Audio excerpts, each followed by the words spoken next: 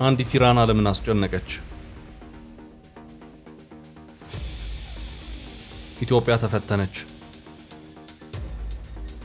Oil prices jumped by nearly 7% on Thursday after US President Donald Trump reiterated threats to hit Iran, quote, extremely hard in the coming weeks. ኢራን በስድስት መርከቦች ላይ ጥቃት ማድረሷን ተከትሎ የዓለም የነዳጅ ዋጋ እንደገና ማሻቀቡ ተነግሯል። የኢራን ጦርነት አዲስ አበባን ክፉኛ አስጨንቋል። መላ ኢትዮጵያ በሚባል ደረጃ በነዳጅ ምክንያት ከባድ አደጋ ውስጥ የገባ ይመስላል። ኢትዮጵያውያን ለሁለት ተከፍለው ግማሹ አሜሪካና እስራኤልን ግማሹ ኢራንን ሲደግፍ ይውላል።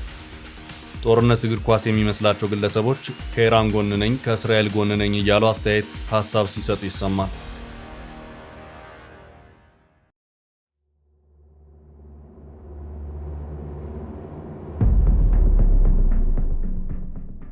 እነዚህ ጦርነትን እንደ እግር ኳስ የሚመለከቱ አካላት የጦርነትን አስከፊነት በአሁኑ ሰዓት የተረዱ ይመስላል።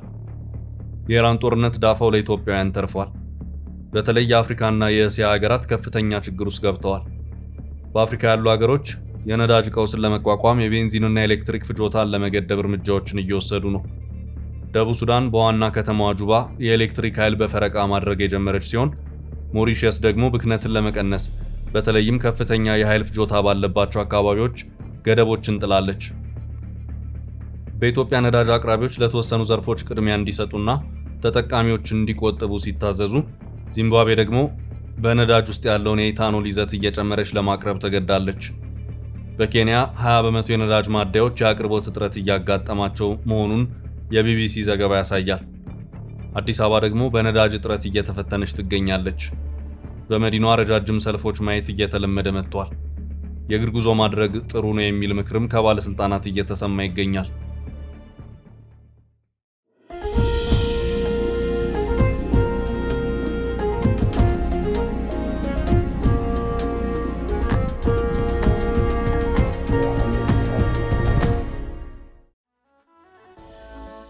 ኢራን 20 በመቶ የሚሆነው የዓለም የነዳጅ ንግድ በሚያልፍበት የሆርሙዝ ሰርጥ ያላትን ቁጥጥር ተጠቅማ በፈጠረችው ጫና የኢትዮጵያ የነዳጅ አቅርቦት በውጥረት ውስጥ ወድቋል። በአቡዳቢ የሚገኙ የሀብሻን ጋዝ እና የባብ ነዳጅ መሬቶች ላይ የሚሳኤል ጥቃቶች መሰንዘራቸው በተነገረበት በዚህ ወር ድንጋጤው በአዲስ አበባ ወዲያውኑ ተሰምቷል። አንድ ስማቸው እንዳይጠቀስ የፈለጉ የዲፕሎማሲያዊ እውነቶች ታዛቢ ለአዲስ ስታንዳርድ እንደገለጹት ጠቅላይ ሚኒስትር አብይ አህመድ በዚህ በኢራን ጦርነት ለዩናይትድ አረብ ኤምሬትስ ያሳዩት ቁርጠኛ አጋርነት በ2018 ዓ.ም መጀመሪያ ላይ ከተፈረመው ሁለንተናዊና ስትራቴጂካዊ አጋርነት ጋር የተያያዘ ነው። ታዛቢው ኢትዮጵያ ኤነርጂ ደህንነቷን ከኤምሬትስ ጋር አቆራኝታለች ይላሉ። መንግስት አጋርነቱ ኢንቨስትመንትና የውጭ ምንዛሪ ያስገኛል ቢልም ታዛቢው ግን ኢትዮጵያ ከእንግዲህ ገለልተኛ ታዛቢ አይደለችም፣ ኤምሬትስ ስትጠቃ ኢትዮጵያ ኢኮኖሚ አብሮ ይቆስላል ብለዋል። Next tonight, oil prices soaring after President Trump's first primetime speech about the war in Iran. The president telling Americans the war is already a success. ዘ ኢኮኖሚስት እንዳስነበበው 1/5 ያህሉ የዓለም የነዳጅ የዘይት ፍጆታና ከሩብ በላይ የሚሆነው ፈሳሽ የተፈጥሮ ጋዝ በዚህ በጠባብ በኢራን ሆርሙዝ ሰርጥ መስመር ውስጥ ይጓጓዛል። በባህር ሰርጡ ላይ የሚከሰት ማንኛውም አይነት መስተጓጎል በዓለም አቀፍ ደረጃ የነዳጅ አቅርቦት ላይ ከፍተኛ መዘግየቶችን ሊያስከትል ይችላል። ታይም ድረገጽ ላይ ያገኘነው መረጃ እንደሚያሳየው ወሳኝ የነዳጅ መስመር በማለት የሆርሙዝ ባህሮች መጠን የጠራው የአሜሪካ ኤነርጂ መረጃ አስተዳደር IEA እንደገለጸው 20 ሚሊዮን በርሜል ነዳጅ ዘይት በየቀኑ በባህር መስመሩ ይጓጓዛል። ከኩዌት፣ ከኢራቅ፣ ከሳውዲ አረቢያ፣ ከኳታርና ከተባበሩት አረብ ኤምሬቶች የሚላኩ አብዛኛዎቹ የነዳጅ ምርቶች እንዲሁም ኢራን ወደ ውጭ የምትልካቸው ሌሎች ምርቶች የሚሸጋገሩበት የሆርሙዝ ሰርጥ 20 በመቶ የሚጠጋው የዓለም ፈሳሽ የተፈጥሮ ጋዝም በአብዛኛው ከኳታር ወደ ውጭ የሚላከውም በሆርሙዝ ሰርጥ በኩል ነው። በዓመት ወደ $600 ቢሊዮን የሚገመት የነዳጅ ንግድ በባህር መስመሩ ላይ ይጓጓዛል። ኢራን የሆርሙዝ የባህሮች መጠን ሰሜናዊ ክፍል ትቆጣጠራለች። የመተላለፊያ በየቀኑ ጉልህ የሆነ ዓለም አቀፍ ንግድ ይሳለጥበታል፣ ያልፍበታል። ኢራን መርከቦቹን እንዳያልፉ ልትከለክል ወይም በአካባቢው ያሉ የመርከብ ኮንቴነሮችና የዘይት ወይም የጋዝ ታንከሮችን በመያዝና በማጥቃት ንግዱን ልታስተጓጉል ትችላለች የሚል የቀድሞ ስጋት ነበር። ይህም በዓለም የነዳጅ አቅርቦት ላይ ትልቅ ቀውስ ሊፈጥር ይችላል ተብሎ ነበር። ይኸው ጊዜው ደርሶ ኢራን የሆርሙዝ ሰርጥን ዘግታ ለምን እያስጨነቀች ነው? የሆርሙዝ ሰርጥ መዘጋት በአፍሪካ የሚኖረው ተጽዕኖ በኦክስፎርድ ኢኮኖሚክስ የኢኮኖሚ ባለሙያው በርንዶን ቨርስተርን ጠቅሶ አፍሪካ ቢዝነስ እንዳሰፈረው በኢራን አሜሪካ ጦርነት ሳቢያ በገበያው ላይ የተፈጠረው ትኩሳት አፍሪካን ይነካታል። አፍሪካውያንን ወዲያውኑ የሚገጥማቸው ችግር ከነዳጅ ዋጋ መጨመር ጋር ተያይዞ የሚመጣውና የውጭ ምንዛሬ ዋጋ ላይ የሚኖረው ጭማሪ ነው። ለዚህም በአህጉሪቷ የሚገኙ ሀገሮች የገንዘብ ተቋማት የተሻለና ችግሩን ሊቋቋም የሚችል አካሄድ ማዘጋጀት ይጠበቅባቸዋል። በዓለም አቀፍ ደረጃ የነዳጅ ዋጋ መጨመር ከፍተኛ አደጋ እንደሚሆን የተናገሩት ቨርስተር ይህ በተወሰኑ የአፍሪካ ሀገሮች የዋጋ ግሽበት ያስከትላል። እንደ ናይጄሪያ ያሉ ነዳጅ ላኪ ሀገሮች ደግሞ አትራፊ ያደርጋል። የአሜሪካ እስራኤል ኢራን ጦርነትም ቀድሞውንም ከፕሬዝዳንት ትራምፕ አስተዳደር በተጣሉ ታክሶች በኮቪድ-19 እና በሩሲያ ዩክሬን ጦርነት የተጨናነቀውን የዓለም ኢኮኖሚ የሚፈታተን ነው። የነዳጅ ዘይትን ጨምሮ የተለያዩ ሸቀጦች የሚተላለፉበት የሆርሙዝ ሰርጥ የጦር ቀጠና መሆኑ ንግዱ ላይ የማይቀለበስ አደጋም ጥሏል። የኢንሹራንስ ኩባንያዎች የመድን ሽፋን አገልግሎታቸውን እየሰረዙ ነው። ለመርከብ ጭነት የሚጠየቅ ክፍያ አሻቅቧል። የጭነት መርከቦች አቅጣጫ ለመቀየር ወይም ባሉበት ለመቆም ተገደዋል። ከኃይል አቅርቦት ባለፈ የባህረ ሰላጤው ሀገሮች የአየር ክልል መዘጋት በአውሮፓና በእስያ መካከል ያሉ የአቪዬሽን ኮሪደሮችን አስተጓጉሏል። በየመን የሁቲ ታጣቂዎች ከዚህ ቀደም የሆርሙዝ ሰርጥ ሲዘጋ እንደ አማራጭ ለሸቀጦች መሸጋገሪያ ያገለግል የነበረውን ቀይ ባህርን ለመዝጋት ራሳቸውን እያዘጋጁ መሆናቸውም በተለይ አፍሪካን ውጥረት ውስጥ ይከታል። ጦርነቱ ትራምፕ እንዳሉት የ4 ሳምንታት ሳይሆን ከዚህ የተራዘመ ጊዜ ከወሰደ ከፍተኛ የነዳጅ ዋጋና የሎጂስቲክስ መስተጓጎል ስለሚከሰት የዓለምን ኢኮኖሚ የሚጎዳ ይሆናል። የአሜሪካ በሆርሙዝ ሰርጥ ያላት የንግድ ልውውጥ የተገደበ ወይም ጥቂት ቢሆንም የዓለም የነዳጅ ዋጋ መጨመር አሁን በአገሪቱ ካለው የኑሮ ቀውስ ጋር ተደምሮ ተጎጂ ያደርጋታል። የአውሮፓ ሀገሮች ኢኮኖሚ ለአደጋ ተጋላጭ ነው። አሜሪካ በአውሮፓ ላይ በጣለችው ታሪፍ ላይ የነዳጅ ዋጋ መጨመር ይበልጡኑ ተጎጂ ያደርጋቸዋል። አውሮፓ ሁሉንም የነዳጅ አይነቶች ከውጭ የምታስገባ አህጉር ናት። በነዳጅ ላይ የሚኖረው የዋጋ ጭማሪም ሆነ የነዳጅ አቅርቦት መስተጓጎል ይበልጥ ኢኮኖሚዋን ይጎዳዋል። የእስያ ዋጋ ግሽበትና የንግድ ልውውጥ ውጥረት ውስጥ ይገባል። አሁን በነዳጅ ላይ በታየ ዋጋ ጭማሪ የእስያ ሀገሮች ላይ ቅጽበታዊ ችግር እንዳይመጣ በዋጋ ግሽበት ቁጥጥር ላይ የሰሩ ስራ ቢያግዝም የነዳጅ ዋጋ ሻቅቦ የሚቆይበት ጊዜና የዋጋ ጭማሪው መጠን በተዘዋዋሪ ይጎዳቸዋል። በእስያ ከአውስትራሊያ፣ ማሌዥያ እና ኢንዶኔዥያ በስተቀር አብዛኞቹ በገቢ ምርት ላይ ተመረኮዙ መሆናቸው የነዳጅና የጋዝ ግብይት ላይ ገንዘብ እጥረት ይገጥማቸዋል። ጦርነቱ ከቀጠለና የነዳጅ ዋጋም አሻቅቦ ከቆየ በመካከለኛው ምስራቅ የነዳጅ አቅርቦት ላይ የተመረኮዙ የእስያ ሀገሮች የኢኮኖሚ መዋዠቅ ያጋጥማቸዋል። ጃፓንና ፊሊፒንስ 50 በመቶ፣ ቻይና 38 በመቶ፣ ህንድ 46 በመቶ የነዳጅ ምርት የሚያስገቡት ከመካከለኛው ምስራቅ ነው።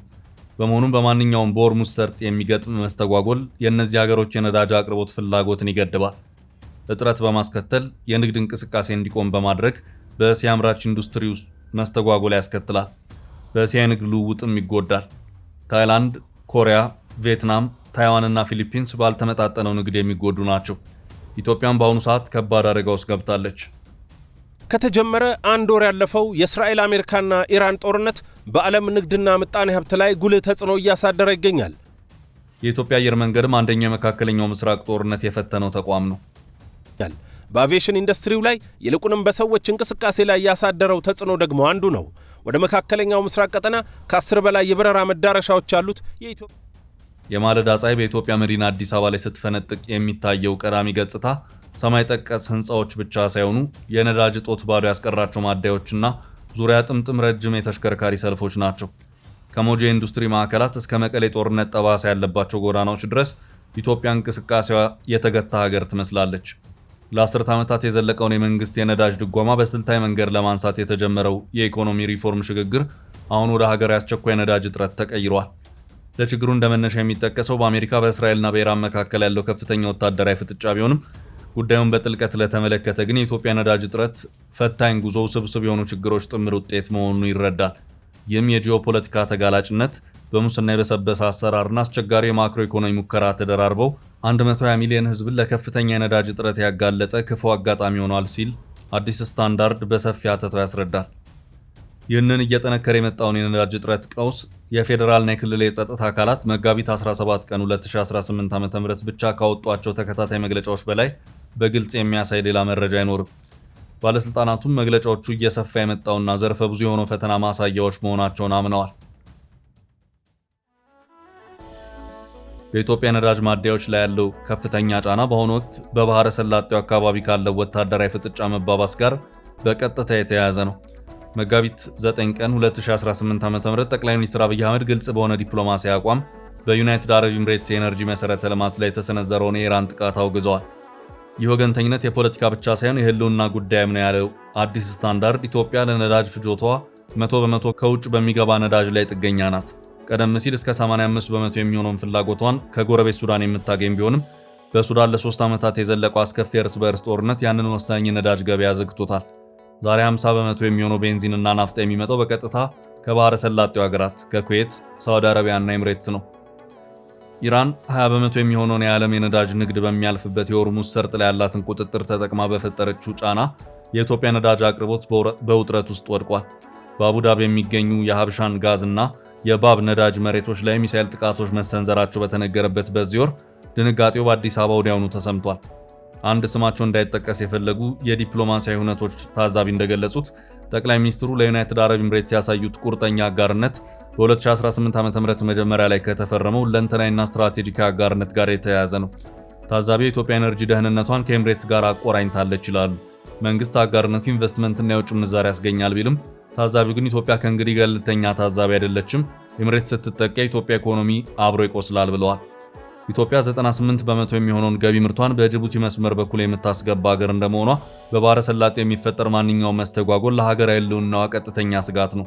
ይህም በመገንዘብ ጠቅላይ ሚኒስትር አብይና ከፍተኛ የፋይናንስ ባለስልጣናት የነዳጅ እጥረቱ በመካከለኛው ምስራቅ ካለው ጦርነት የመነጨ መሆኑን በመጥቀስ ሀገራዊ የነዳጅ ቁጠባ ጥሪ አቅርበዋል።